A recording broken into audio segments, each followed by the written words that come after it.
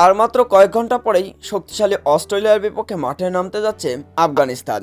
আসরের 10 নম্বর ম্যাচে শক্তিশালী অস্ট্রেলিয়ার বিপক্ষে আফগানিস্তান যদি জিততে পারে তাহলে যাবে সেমিফাইনালে। অন্যদিকে অস্ট্রেলিয়া যদি আফগানদের হারাতে পারে তাহলে তারা যাবে সেমিতে। পরিসংখ্যান কি বলছে, কে যাবে সেমিতে এবং কে আছে এগিয়ে?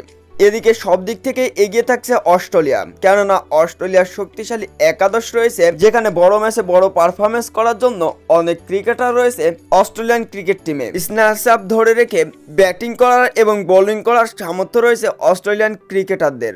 অস্ট্রেলিয়া এবং আফগান মুখোমুখিতে সবসময় এগিয়ে আছে অস্ট্রেলিয়া, তবে লাস্ট টি-20 ওয়ার্ল্ড কাপে অবশ্য অস্ট্রেলিয়াকে হারিয়ে দিয়েছিল আফগানিস্তান।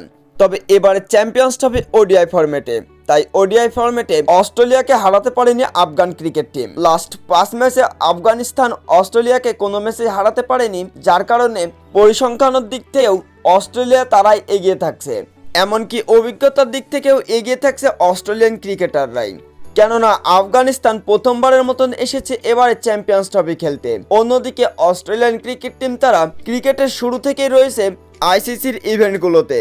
শুধু তাই নয়, চ্যাম্পিয়ন্স ট্রফিতে দুইবার চ্যাম্পিয়নও অস্ট্রেলিয়ান ক্রিকেট টিম। এছাড়াও অস্ট্রেলিয়ান ক্রিকেট টিমে এমন কিছু অভিজ্ঞ ক্রিকেটার রয়েছে যারা চ্যাম্পিয়ন্স ট্রফিতে 2 থেকে 3 আসর খেলে ফেলেছেন। স্টিভেন স্মিথ এর আগে চ্যাম্পিয়ন্স ট্রফির 2 আসর খেলেছেন 2013 এবং 2017 সালের।